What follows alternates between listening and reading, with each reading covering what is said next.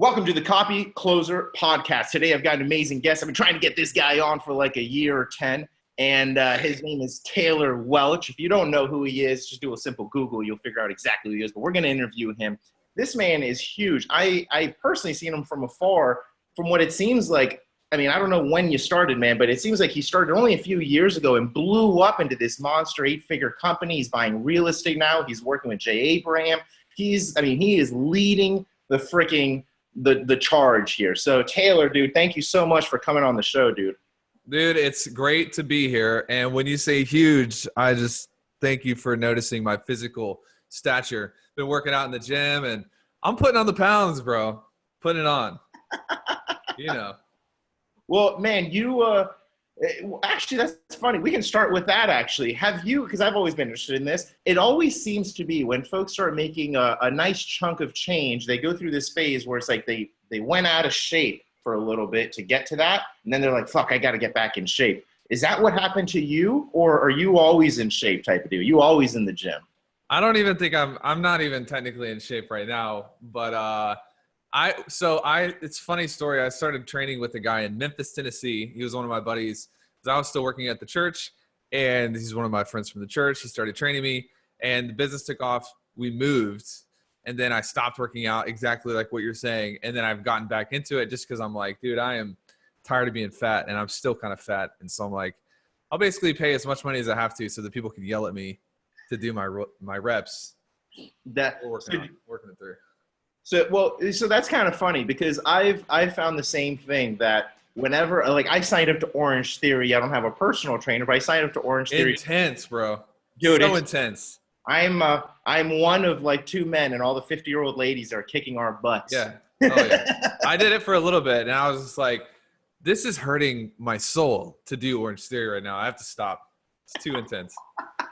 So, but that's interesting because it sounds like you're someone who can hire a coach. I mean, you're a coach yourself. You coach business owners. You do all that stuff, but you're not scared, it seems like, to put yourself in a student mode. No, absolutely not. I would rather, I don't have time anymore to learn to be a master at all of these different things. And you can pay somebody and they can tell you exactly what not to do. And to me, that's probably why people think that I've blown up. I'm 30 years old. We just had our first kid.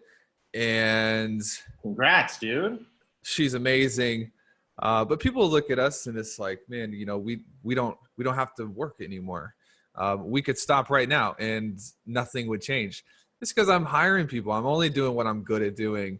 And I'll even the things that I am good at doing, I'm still hiring a lot of money to get people who are better to train me how to do it. You got Jay as an example. I'm a marketing person, but I'm not as good as Jay is. I'm going to give him as much money as I can to put me on his level, you know? Yeah. So what did you do before you even fell into this marketing world? You said you were was it working at a church? Yep. I was on staff at a church in Memphis. And then, I was like doing worship. I grew up a musician, and my wife, hairstylist, and she had her own salon and she was taking clients. Ended up transitioning off staff at church because I wanted to make more money. I was kind of burning out as well. Started doing property management. Not real estate, okay? There's a big difference between real estate and property management. Like, real estate is fun and sexy, and you get to buy. Property management is like, dude, picture this. There's a bulletproof glass window separating me from, 1,000 angry tenants, and I had to talk to them every day. That's what I was doing, and dude, it was exhausting, bro. Like, picture like being emotionally drained before 11 in the morning every day. That's it. But dude, that taught me more about salesmanship than anything I've ever done before. Because I'm sitting here having to explain why toilets aren't working and why the AC is broken and it's 110 degrees in Memphis. And I learned how to control a person's perception. This is before I was a copywriter, before I was into sales. I was trying to get a tenant out the door and make them believe that we would fix their heater that night. That's where I learned sales. You're 30 now, so how long ago was that? This was 2014, so 24? Yeah. 24, 25, in that range. Yeah. Wow. I got paid about $1,800 a month to do that job. Got a raise to like $2,200 a month. We were like rich, rolling in the dough. And about the time that I picked up my first book by a guy named, John Carlton. And it was The Entrepreneur's Guide to Getting Your Shit Together. You read that one? Yeah, I do. I have that one actually. The first edition, I picked it up at the beach with my family because Lindsay was like, I want to get more clients. And so I started trying to figure out what marketing was all about and how it worked. And I will never forget, we took $130 out of Lindsay's business account to buy a mailing list in Cordova, which is a suburb of Memphis, Tennessee.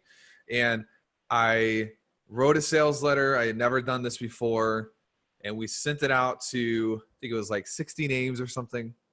And she got 2 clients from it. Wow. And this is 2014. And I'm like, dude, I am the greatest marketer of all time. Let's do it again. We speed through it. I started learning copywriting. I started learning the game, and I had a leg up because I had to sell a very nasty product every single day at the property management company. So it's pretty easy to sell a good product. And dude, my first retainer client came in shortly after that, and the rest is history. Quit my job. Believe it or not, my first goal, Taylor Welch's first goal in all of this was, I'm going to help my wife I needed to replace about $2,200 a month in income. It's like, here's how many clients I need to get Lindsay, who's my wife, so that I can quit my job to get $2,200 a month. My goal was to just basically get her an extra $2,200 a month, quit, stay at home, do nothing. That was the extent of my drive, my vision. People were like, where do you get this drive? Where do you get this? Like, I don't even know, man. Like, I didn't know what entrepreneurship was. I didn't know that you could do this. And, as soon as I exited the day job, though, I was like, let's go. Like, I'm not staying at home doing nothing. Like, let's build. And it's been 4 years and a few months, and it's going all the way, man. So you mentioned your retainer client. What was your first retainer client doing? Was it copywriting? It was copywriting and Infusionsoft. So I kind of did the same thing that every freelancer does. It's like, I can sell this, but I don't know what I'm good at. And, how do I niche myself against the competition? And so I ended up, I learned Infusionsoft. And I was also doing copy. So it's like, I'm gonna be the Infusionsoft copywriter. I'll build funnels. Got really deep into Levesque stuff, the survey funnel, back before it was, before he blew up. And so I was doing Infusionsoft for this guy who ran a blogging education business. I think the retainer was $2,500 a month, $300 more than I was getting paid at the day job. I was like, let's go. Believe it or not, the first promo that we did together bombed. He had probably 180,000 people on his list. I think, so that we were selling an affiliate for Andre Chaperon, and I think we sold like 3. 180,000 people, 3 sales. And the guy's name was Bradley. And dude, Bradley had an eye for people, and he was just like, hey, it's okay. I like your attitude. I like your spirit. I like your drive. I'm going to keep you on retainer. So I was like, this retainer is going to fall through. My work didn't produce. And we went on to create an extra couple $100,000 in revenue for him. After that, he had a good eye for people. So he saw something in me, and I don't know what it was, but he saw something in me that was like the eye of the tiger. Like you'd have to kill me for me to stop. And I didn't see it at the time, but it worked out well for him. And then, I transitioned out of service work about 8 months after I quit the day job. So you quit after you quit the copywriting thing, or after you quit your day job? The day job. Okay, cool. Yeah. So I'm interested to hear this perspective. I assume I know the answer, but a lot of copywriters, whenever they work on retainer, they've got this thing against like revising work. It's like they have an emotional attachment to the copy or something. Did you ever have that? Or because I assume you had to revise work as a retainer copywriter, right? Or no?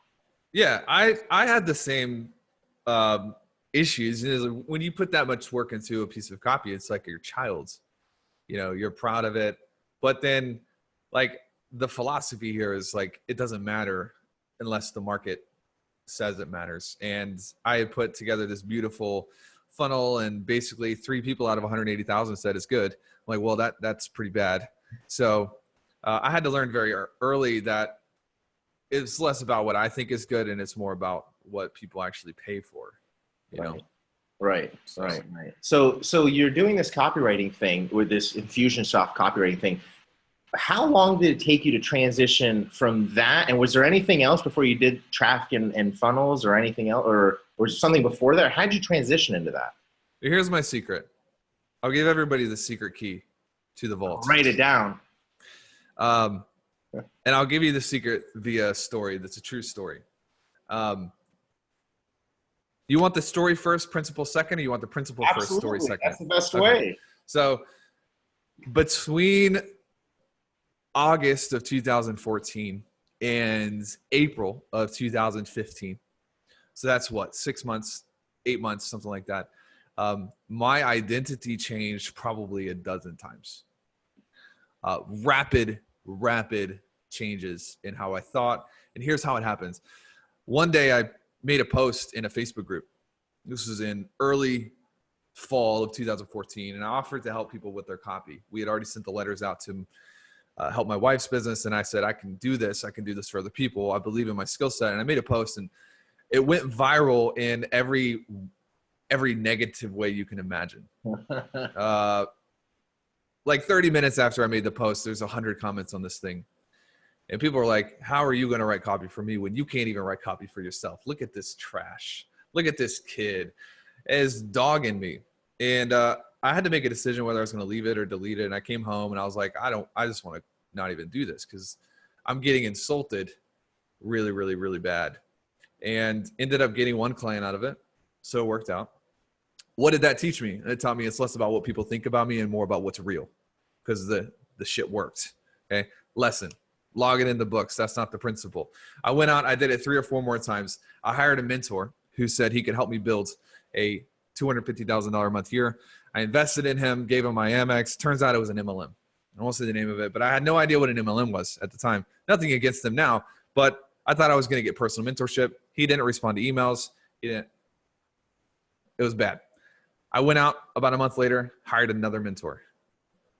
You say, what? Why are you crazy? Yeah. If it doesn't work the first time, why would you do it again? Well, I had no grid for that lesson. People get in a car wreck, but they still drive cars. Yeah. People learn the wrong lessons inside of this entrepreneurship game because people are lazy. Anyways, that's not the lesson either. Let's keep moving on. The second person I hired was actually an Infusionsoft salesperson. Didn't get any personal mentorship with that either.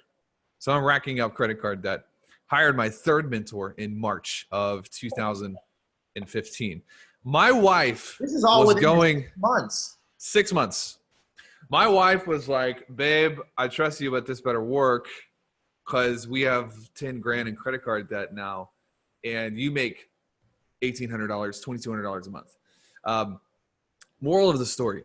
I believe that if you average everything out and shake things to the bottom, everybody experiences roundabouts the same amount of hardship. You may disagree with this. I don't care. At the end of your life, we're going to look at a measure of equality in what people are. People are going to get punched in the face around the same amount of times. Here's the difference is some people get hit early. Some people get hit late. Some people get hit in the middle. I would rather be the type of person that can condense down failure into a 6-month window. Get hit fast. Dude, other people are going to pay the price for the rest of their life. They're going to pay a little bit here. They're going to pay a little bit in 2020, a little bit in 2022, 2027. They're going to pay a little bit more. To hell with that, dude. I want all of it in a 6-month window as soon as possible. And the difference between me and a lot of contemporaries is I paid the same price in 6 months from August 2014 to March of 2015 that most people pay over 10 years.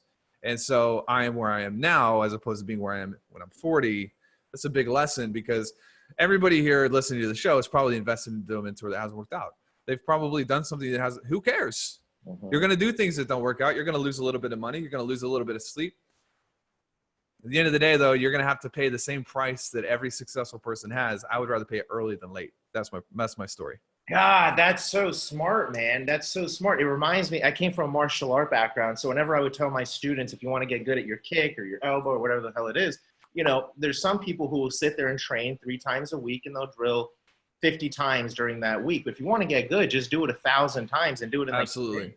Just condense it. It's not about how much time it takes, about the reps done in that much time.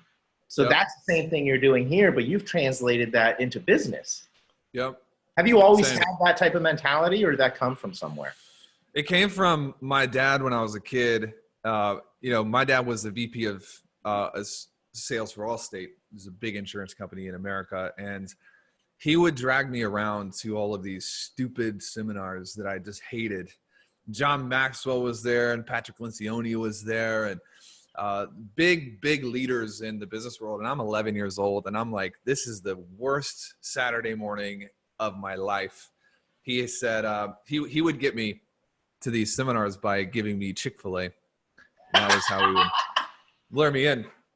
But I didn't realize that all of those things were laying a foundation. This is even translating into my view as a father with Kate and the future children that we have. Is like, I want to set a foundation for them that they may not even appreciate for many, many years. But I looked back at that, and it's like, when I was sitting listening to John Maxwell talk about random stupid stuff about leadership that didn't matter to me as an 11-year-old, there was a philosophy that got into me as a kid that began to flourish as an entrepreneur. And that philosophy is just like, investment in learning. I remember reading a book, Sometimes You Win, Sometimes You Learn. Sometimes you win, not sometimes you win, sometimes you fail, sometimes you win, sometimes you learn. It's John Maxwell, written a long time ago. And I had all these in me as a kid. And so it was almost like, when you have this fire and there's no oxygen, so the fire is just kind of like struggling along. All of a sudden it hits breeze and it explodes. That was kind of my life, from the year 2014 to 2016. There was 15 years that just came crashing down on me. And I credit a lot of that to my dad for forcing me to those seminars when I was a kid and teaching me the game, Have you told him since then, man, thank you so much for taking me? Yeah, he works for me. He runs all of our real estate operations. Yeah. That's awesome. That's another interesting story. Well, before we get there, I don't want to speed. Yeah. Let's get into how you started Travis, because we've gotten to this point now. It's 2016 roughly. You had your retainer client, all this stuff. What happens after that retainer? I picked up more retainers. Okay. I built the copywriting business by myself to about, my biggest month was about 30K. And Chris Evans, my business partner, I met him in a Facebook group with Ryan Levesque. And I had posted about a survey funnel I built. And he's like, dude, that's really cool. Because back in the day, he was doing stuff for Porterfield and Todd and a bunch of different people. And we connected. And I was like, dude, you run traffic. I build funnels. We should connect, because all my clients need traffic, and they blame, the funnel when it's really traffic, and all of your clients need funnels and they blame the traffic when it's really the funnels. And he didn't want to do it at the time. He's like, I don't even know who you are. This is like, fine. Is he more experienced than you? He was. Yeah. He had been doing this for 6 years and I'd been doing it for 4 months at that point. Yeah. So to him, he probably was like, who's this kid? Like trying to leverage all of my experience. But then a few months later, he came back and he was like, yeah, I do want to, let's do this. And at that point I was like, I don't want to partner because I don't need you. I'm doing 30 grand a month now, bro. Like, screw you. Get on my level, bro. But we eventually worked it out, and he just bought the domain, trafficandfunnels.com. He texted me and he was like, hey, this domain was available. We should call the business Traffic and Funnels. I was like, okay, sounds good to me. We took our first few clients in September of 2015. I had an email list of like 170 people. And I emailed the list and I was like, we're doing this new thing where we help people with what we're good at. Because I had a waiting list of 4 months. For copy. Wow. People were paying me $10,000 as a deposit to start working with them in 4 months. Wow. That's big. Huge. That's big. So what I'm good at is I can position, and I was building framing, and I was like I said, dude, if you can sell a tenant on the fact that it's 20 degrees tonight and their heater will be fixed before they get home, you can sell copywriting services. Like I was selling the hardest thing. Now this was easy. So I had a 4-month waiting list and I was like, let's help people with that. We didn't know what we wanted to do. And so we took 3 clients at the end of September 2015. I think we made like 9 grand and we paid ourselves nothing. We paid ourselves, we were doing over $150,000 a month in revenue. We were still paying ourselves 3 grand a month. Wow. Yeah. That's commitment right there. Building the reserves. We wanted to build a real business, not this internet marketing flash in the pan.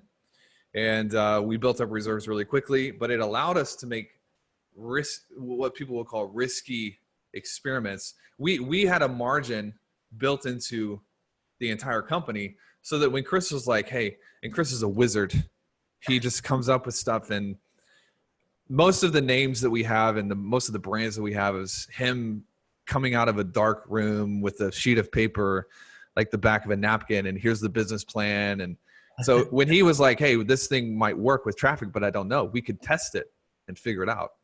We weren't going to go bankrupt, you know? Right. Wow. So you guys were stacking money.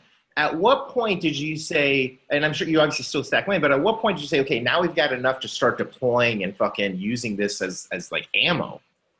About $1 million. $1 million in saved income. Yeah. Or saved money. Yeah. Dude, I love it. And how long did that take you guys to do? Just under 2 years. That's really good, man. Most people can't even save $1 million because they have to pay the IRS. Yeah. You guys are doing something.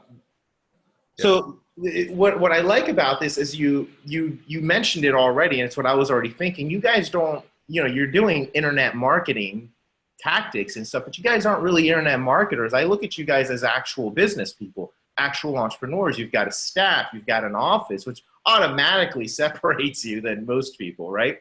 So there's a lot of stuff. Have you always had that in the back of your head? Like, I want to build a real team, a real business, something, or did this just kind of happen? A little bit of both. I think it's a little bit of both. Like my family, and he wouldn't mind me telling you this, but they had to declare bankruptcy in 2008. Like a lot of families did.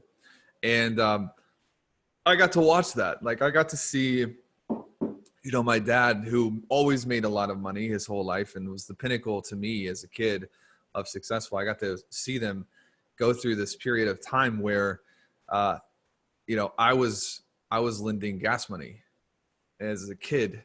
And so there was some of that ingrained in me, not from a fear perspective, but just like, I don't want to go through that. It doesn't matter how much money I have now. Like I want to be in a position where I'm kind of protected. Another thing is because of the people I've chosen to study. In fact, I just finished a sales letter for a brain trust next year. We're doing with Jay Abraham, and Joe Schrieffer's coming out, and some other people that we're putting together.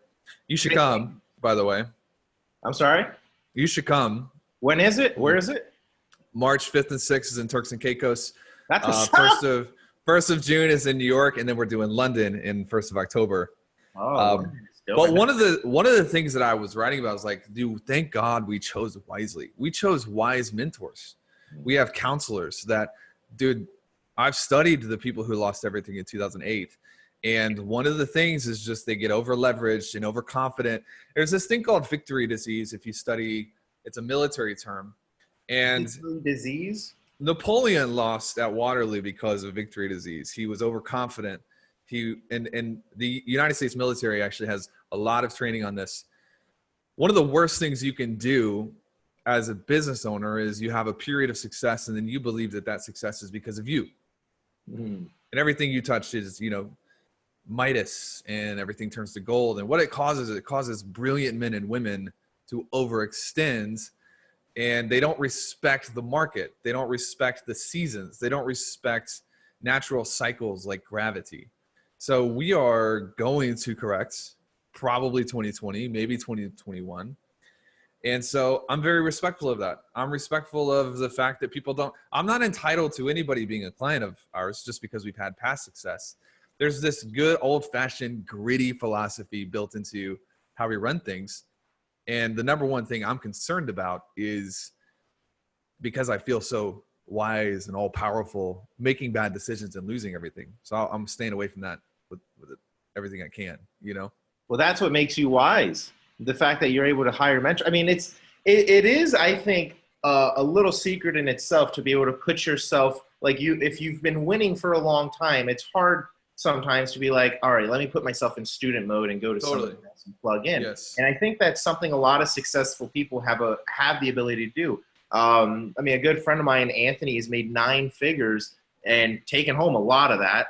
And he's not somebody who's afraid, like he's okay with being a student. Like he knows his shit, like he can talk it, but if he goes into a room, he's not the one first throwing out all the gold. He's trying to That's it. dissect what's everybody saying. What are they That's doing? it. It's really We sit down with Jay in Paris, and this is a guy with $22 billion in verified sales behind his name. You know, good marketers are like, you know, Vince Vega's over $1 billion, $22 billion. And we're sitting down at a restaurant and he's asking us questions. It's like, this is one of the biggest things I've learned from Jay is, you know, he is curious about everything. He wants to know about everything. He's still asking questions. He's written all the books on marketing. He's done all the presentation. People revere him all over the world. And he wants to know about a 30-year-old who's been in business for less than 5 years. That's a secret, bro. I want to be that way when I'm old. So I want to be that way for the rest of my life where, you know, I'm less interested in what can I teach you, and I'm more interested in like, what can I learn from you? yeah. I used to think that I could only learn from people who made more money than me. And I've since realized that actually is a bad deal, because the more money you make, the fewer people you can learn from. And eventually you get to the top and there's nobody you can learn from. And so now I'm like, man, there's an area of your life that you can teach me. It may not be money, but it may be family. It may be how you respect people. I love certain people, how they're so kind when they interact. Eli Wild is one of our partners, and man, the dude will look you in the eyes and he'll listen to you and he'll get in to the conversation. And he's like, tell me more about that. I'm like, dude, I love that. I got to learn from you how to do that, because I'm not good at that. It doesn't matter how much money he makes. There's so much that I can learn. And that's something people forget. As soon as they make their first $100,000, like they think they're Bill Gates. They got to teach everybody. It's like, no. You're going backwards, you know? The first 100K I made, I think I blew it all. I don't think I did any of it. It's a freaking melting pot, dude. That's too funny. So these are some interesting lessons. I'd love to hear, because how many people have you guys coached in traffic and funnels now? Hundreds. Close to 10,000. Close to 10,000. All right. We're probably around 7,000 or 8,000. That's so badass. Okay, so out of that humongous pool of entrepreneurs, I'm not going to put, the top 3 things or 5 things, but what are some of the things that you see as commonalities that you're like, man, basically everyone who joins our program, they always have this issue we got to fix? Complexity, number one. They think it's so hard. They think everything is so hard? They think things are so complicated and so complex. So it's their mind. It's mindset and it's belief. And it's like, we can talk about normalization, which is something that I've made a little bit more popular with our material. But dude, $100,000 a month is like, I'm going to take a nap and make $100,000. It's simple. It's not very complicated. And people want to do bots and they want to do advanced AI and all these pixel stuff. It's like, look, we have to remind people all the time when they come in, if you want to make $3.5 billion a year, we don't know how to do that. You're going to have to go hire someone else.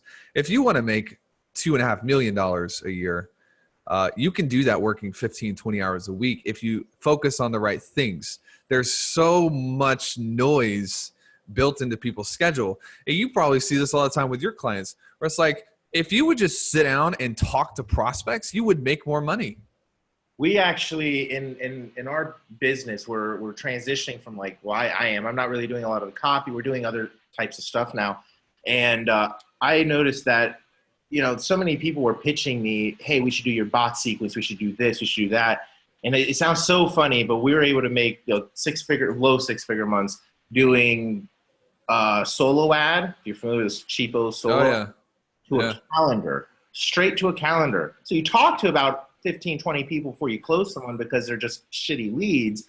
But if you need to get some money in and Facebook ad is shutting you down, this is shutting you down, all these problems that I've had, dude, you got to still go. Keep it simple. I'm like, I think deals, like get the prospect on the phone, do the numbers. We have financing. We have all these cool ways to close them.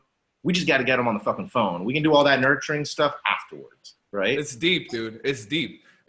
People grow up with it in culture. You've heard this phrase, hard-earned money? Yes. Or money doesn't grow on trees. It's like people sometimes will be like, my market's not big enough. And it's like, oh, what do you do? And it's like, I help people who want to have children conceive. It's like, are you crazy? You know, in America, there's 340 million people, and probably 100 million of them are, you know, interested in this at some point. 2.4 billion people on Facebook. That means they have internet access. It's like, people don't understand how big the world is, how much money there is. There's over $1 trillion a day that changes hands in New York City. Wow, I didn't know that. $1 trillion. That's insane. And it's just like, if you can't get a piece of that, something's wrong. It's not something wrong with the market. It's something wrong with you. Like, it's all mental, you know? Yeah. Okay, so I've got some stuff here for some notes, but you mentioned something I want to go back to, which was normalization. So I've been trying to wrap my head around making 100K a month completely normal, because now it's a relatively new concept for us. So I don't need it to be new. I need that shit to be like, why are we not doing this, right? So are there any tricks or anything that you do to normalize these things other than obviously continuously hitting it over and over again? Yeah, like morning formula, which I'm not sure if you've seen us talk about that. I haven't. Love to know more. Let me get with me after, and I'll send you the link to this training, and you can send it to the tribe. But every morning there's a document. I don't know how your personality is, but I'm all over the place. Chris is very steady. He's about the same on Sunday as he is on Tuesday. I'm a wildly different person. I usually wake up in a bad mood, and really? I'm a bit ADD, and I'm just, something easy can trigger me, and, you know, people have no idea. So I created this tool called the morning formula, because I'm like, I'm just, one day I'm driven, and the next day I like want to go sit down at Starbucks all day and read Lord of the Rings. Like, I got to figure this out, you know?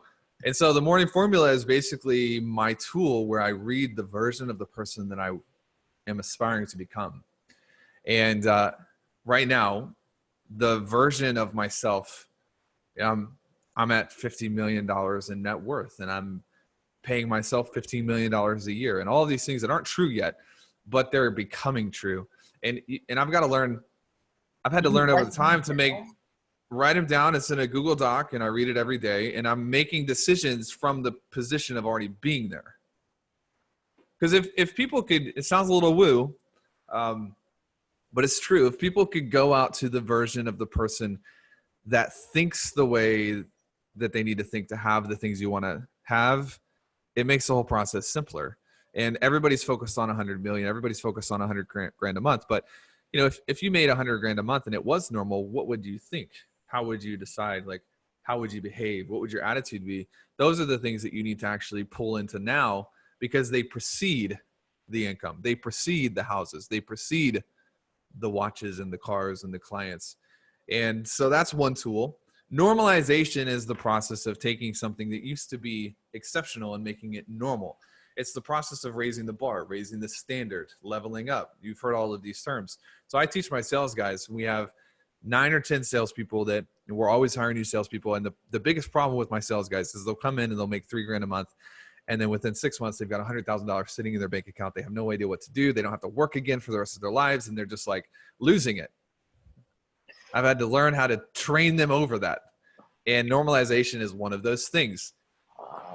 If you're trying to collect $15,000 from somebody and make it normal, but you drive a 1984 Honda Accord that you've had since you were a child, you're going to actually wrestle internally and struggle, because your environment is telling you one thing and your psychology is telling you another thing, and you create a dichotomy that is very uncomfortable. If you are working in a dark room and you don't want to turn the electricity on, and you know, I see salespeople do this all the time, where it's like, you look like you live in a cave and you're trying to collect credit cards. It's not going to work. So every new level, picture a person climbing up the face of a mountain. Every 10 feet, they nail in what? The spike or whatever it's called. Why do they do that? So they don't fall. So if they do fall, they only fall back to the most recent, right? I use normalization the same way, normalizing externally the changes that have taken place internally. If you hit a new revenue record, you need to get a new car, bro. Or you need to upgrade the furniture in your house. Or you need to maybe grab a new phone, or maybe whatever it is. It doesn't matter. And people will look at this and they're like, well, if you need a new car to perform, there may be something wrong with you. But I don't look at what's right or wrong. I look at what's real. Let's just talk about what's actually true for a minute. You need food to eat, or to live. Don't argue with it. Just actually work the way that nature is designed to work. So Peyton, one of our sales guys, he's buying houses. It, man. He's buying houses from Wealth Cap. He's got a new Tesla. He's getting a new watch. None of it is to flash. It's all because if you have a bad day and you start moving backwards, you want that hook nailed into the side of the mountain. It's going to be easier to remember who you're supposed to be, surrounded by a good environment, than it is surrounded by old trash that you've never gotten rid of, you know? That's so powerful. That is really powerful stuff. And I don't know if people truly appreciate it or not, but that right there is very powerful stuff. Wow. I mean, essentially acting act how we would be in one sense, right? How would it be? How would that person who makes 500 grand a month act? How would they look? How would they think? Well, you know, I make a big goal. I hit a big revenue. You know, I make 300K this month. Go get yourself a new car. Go get yourself a new watch or whatever. Not to flash it, but so it does something in here. Is that right? 100%. I don't agree with people who are like, act as if and just go get the car before you make the money. I don't think that's unwise. Because that's going to kick in fight or flight. It's going to ruin you. But correct. Yeah, mentally act as if and get into that way of thinking. I can't tell you how many times that we've gotten horrible news delivered and something bad, or an employee quits, or somebody steals a bunch of clients or whatever. And because I went through that process of already being somewhere in the future, I react totally different than I would if I was stuck in the now. And that's where people mess up. It's never the big moments that ruin a person's life. It's always the small distinctions daily. It's small little leniences every single day. It's when somebody gives you bad news and you respond the wrong way one time, but then you do it again with another client, then you do it again. It's never, I gambled all my money in Vegas and lost it. And that's what people are naturally on the lookout for, giant sweeping problems, but nobody's on the lookout for, you were supposed to go to the gym at 6:30, but it's 7:15 and you are just now getting there. And what did you just teach your central nervous system? You taught yourself that you can't trust yourself. And how's that going to go into your sales call this afternoon? When you can't trust yourself, why should anybody else trust you? And then that's where all of these identity crises come from, because we fail to execute on the little shit well. We don't ever get access to the big. Well, that makes you a better operator in anything, whether you're writing copy or a salesperson or whatever. But I mean, if you're feeling good about yourself, you're feeling confidently, you know, you stick to your schedule. When somebody isn't doing it, you're like, dude, get with the fucking program, bro. What are you 100%, doing? 100%. Yep. Right. So, dude, I love all this, and I want to make sure people can get a hold of you. What's the best way that people can find you online? Is it your Facebook group, something else? Yeah, Facebook is just facebook.com/Taylor A. Welch. There's obviously the Facebook group, which is facebook.com/group/traffic and funnels. And then if people go to, so are you a Memos IAM subscriber? No, but I will. You should definitely hop on it. It's monthly, basically. Yeah, it's $7 a month. It's monthly letters. We'll break down a bunch of stuff. trafficandfunnels.com/IAM or Insider's Access or something. I don't know. You'll have to look at it. And I don't even know it. I don't know what goes on inside of Traffic and Funnels anymore. I'm just buying real estate. That's right, dude. Oh, we'll have to do another podcast in another 10 years about that half. That's so cool. There you go. So, dude, thank you so much, guys. If you're interested in anything he just said, which I'm sure you are, go make sure you follow him. Join the Traffic and Funnels Facebook group. Add him on Facebook, Taylor Welch. Get on the phone with his team. See how you can enroll in his programs, because he's got thousands of people in it, and he has thousands of testimonials that I've seen all over Facebook from people loving his stuff. So check him out, guys. Check it out. Traffic and Funnels, Taylor Welch. Dude, thank you so much for coming on the show. See you, man.